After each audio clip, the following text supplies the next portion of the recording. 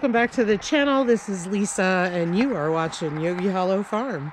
And today we are going to be making turkey nesting boxes out of pallet wood. So our 4 bourbon red turkeys are mature enough, and at this point it's any time now that the females will be laying eggs. So we need to do some nesting boxes. So this is what we have. We have got a whole truckload of pallets, and we're going to see what we can come up with. So come on along. So the first thing we're going to do is cut a base that is 5 foot in length and 18 inches wide. Turkeys require a minimum size nesting box that is 18 inches by 18 inches. However, we prefer to go a little bit bigger given the size of the birds from a visual standpoint. Typically it's 1 box to 4 hens.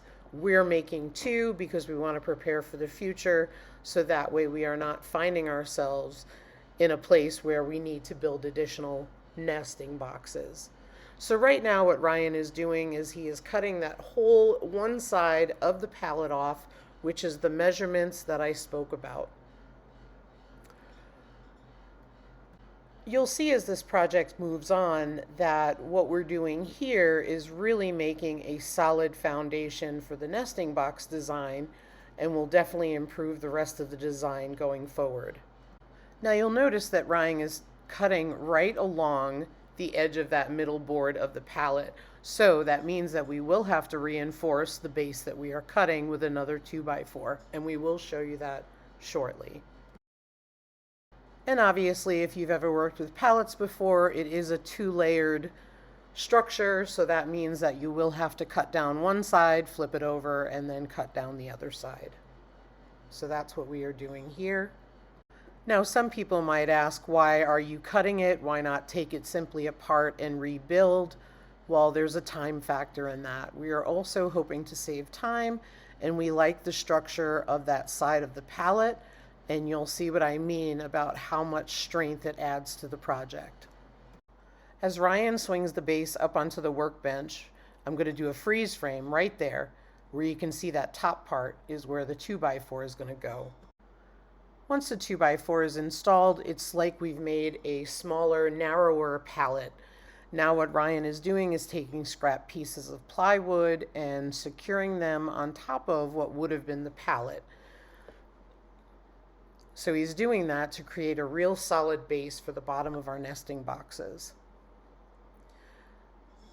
As with all pallet wood, which we wanted to show you, we are taking it apart and having to remove the nails, which is a real pain, but it's totally worth it. With the cost of lumber these days, being able to use pallet wood for situations like this is a real money saver. So right now he is removing the nails from 2 pieces of 1x2, and he's going to use them on either side of the long sides of the nesting boxes to make a frame.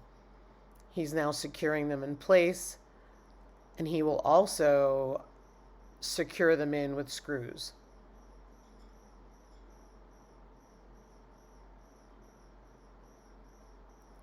Now he's measuring the end pieces, and both sides of the base will have 1x2 stripping to create a frame.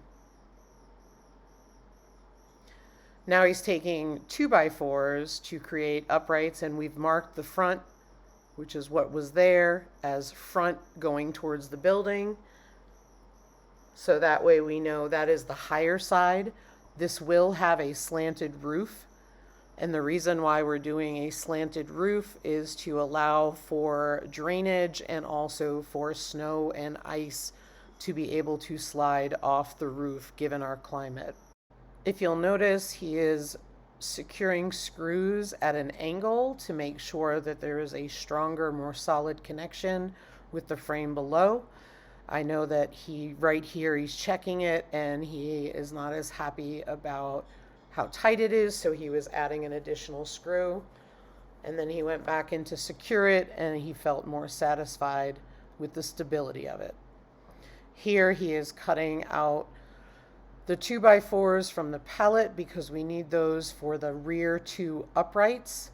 And the beautiful thing about all of this pallet wood is that even down to an inch piece will be used. And what I mean by that is the tiny pieces and the pieces that are unused will go for scrap wood to be burned in our wood stove, which we use in the wintertime when we're doing projects such as today. So here he is attaching the rear two uprights that I was just telling you about and getting them secured into the base. You can see that they are shorter because they are at the rear part of the nesting boxes, whereas the front is higher to create that angled roof that we spoke about earlier.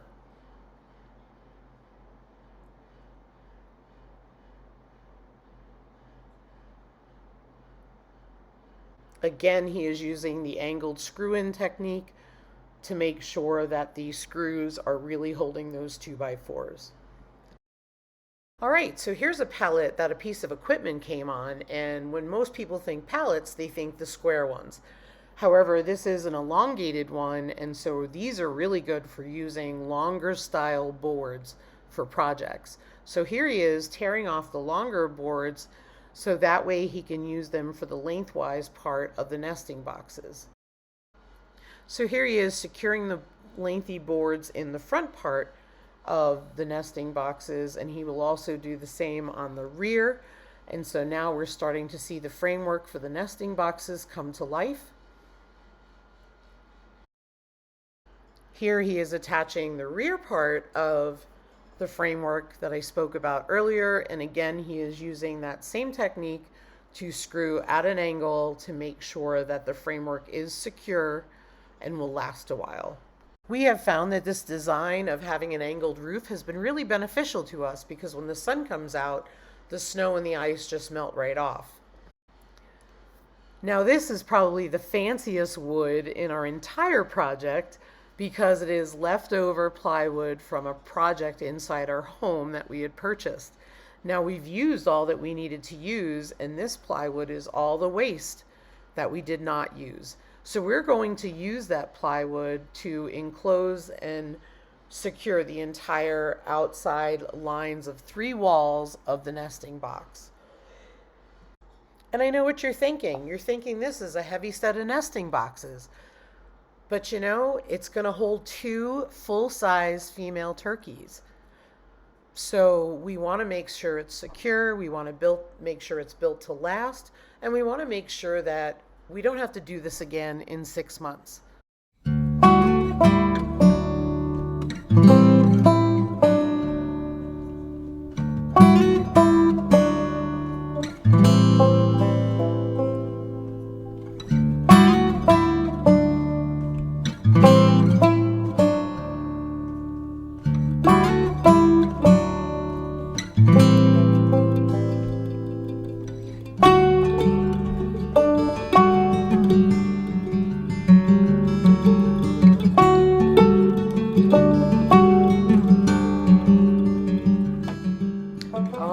This is what we have so far, and I think it's looking really well. It's really nice that we had that beautiful expensive piece of plywood on hand, and instead of it going to waste or warping in the garage, we're actually putting it to good use. Here Ryan is using 1x2 strips of wood to create a frame. Now keep in mind this frame is floating on top of the nesting boxes. It is not attached yet, and I'm going to tell you why in a minute. But in the meanwhile, we are starting to create planks from the other pieces of pallet wood, and we're going to do that all the way down to the end of the nesting boxes. So as Ryan takes apart several pallets and cuts the wood to length, I am stacking them up on the top of the roof to see how many we need. And again, squaring off pallet wood to make sure when you measure, otherwise you will have inaccurate measurements. It's crucial.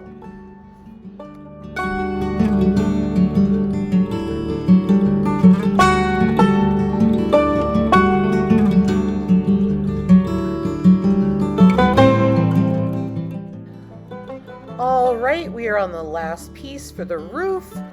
And now what we will do is start to secure them, and what we will do is go all the way down one side and secure them with screws, and then we will go all the way down the other side and secure them with screws.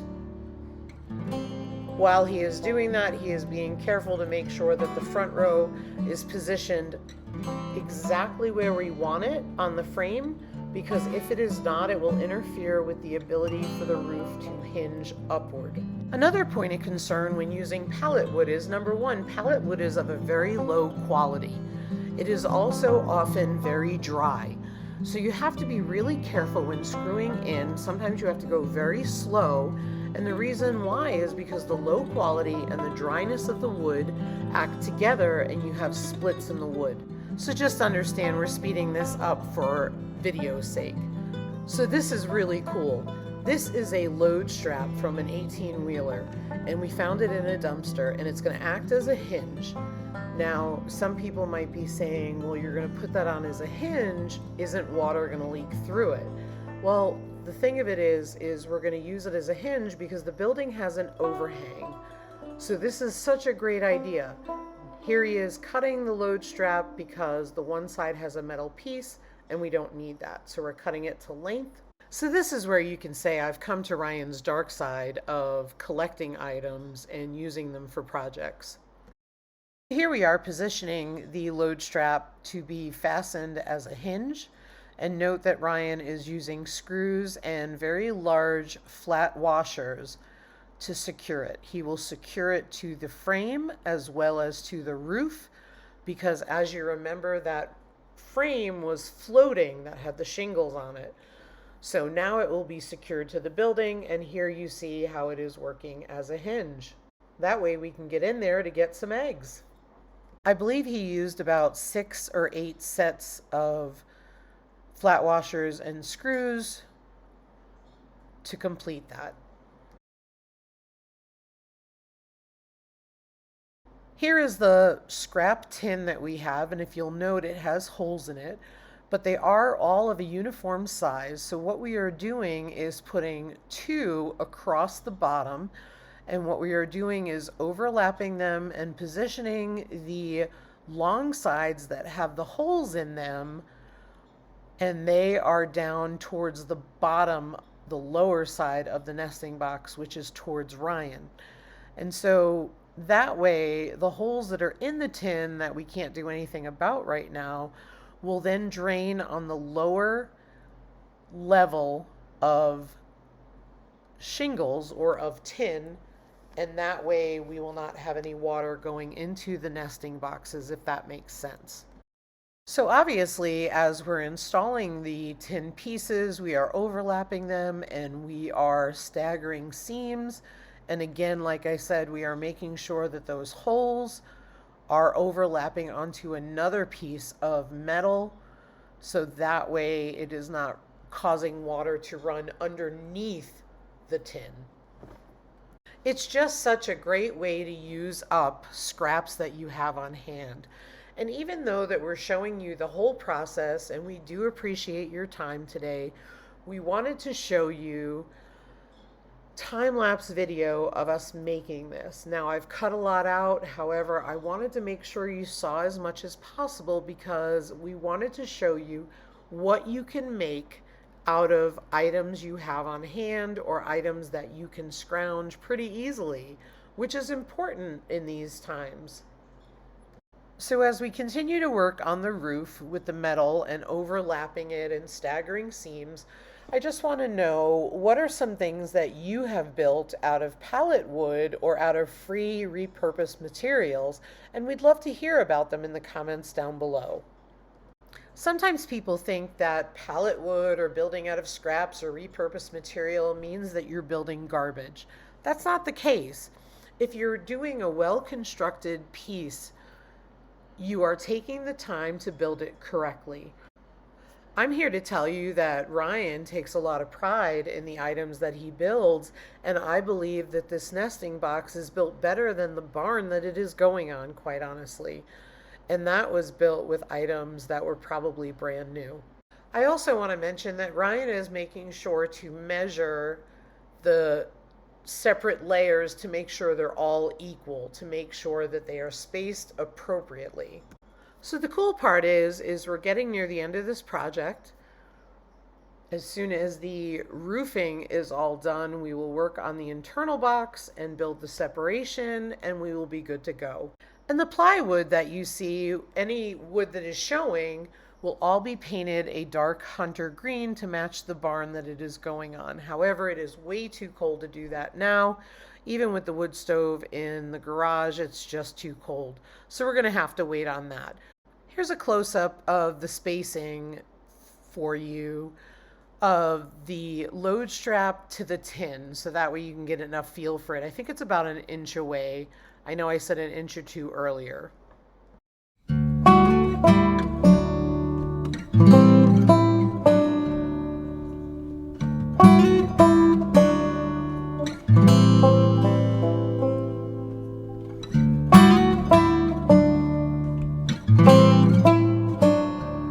Oh my gosh, look how amazing that is. It opens so easily. This is so cool. So that's what the finished roof looks like.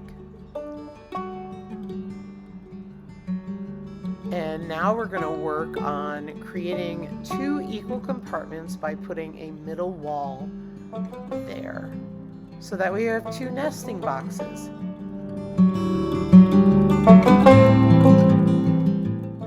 Okay, so here's where we're at so far, and we just have a little bit left to go.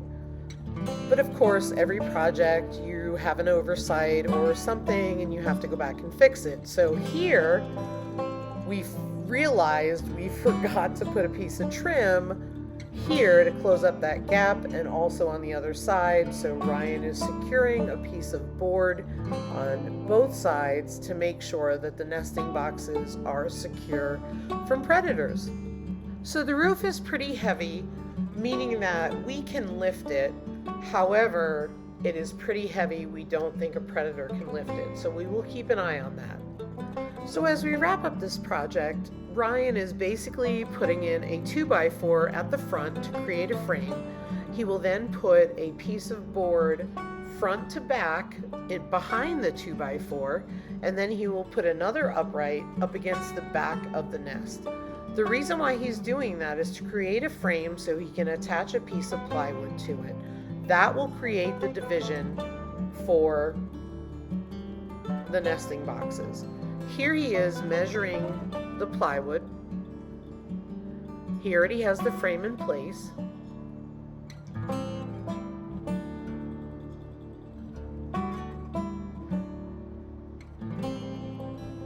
Ryan is very meticulous at measuring. So here is the frame. There's the upright 2x4, the horizontal slab of wood, as well as the upright in the back. Here he is cutting a notch to make sure that the plywood fits in real secure.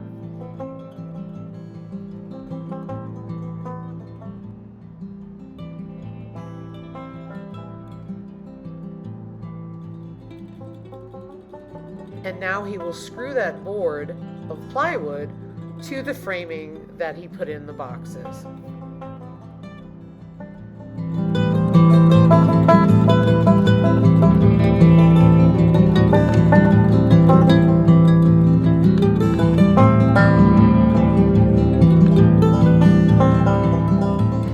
So there you have it, completely made out of recycled materials. It didn't cost us a dime to do. So we've got all this stuff up here, all set to go. So that's 2 boxes right there. We only needed 1 box to 4 hens, but we chose to do 2 because we always want to go a little bigger rather than short ourselves. And this is what it looks like.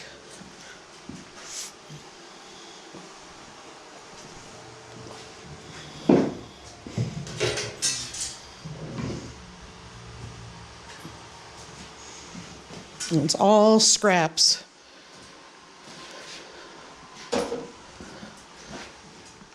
So part 2 of this will be installing it in the coop. So stay tuned for part 2. So don't forget to subscribe, hit the notification bell, and give us a like if you like this video, and leave us a comment down below. Tell us what you think. Hope you enjoyed today's video. Have a great day. Take care.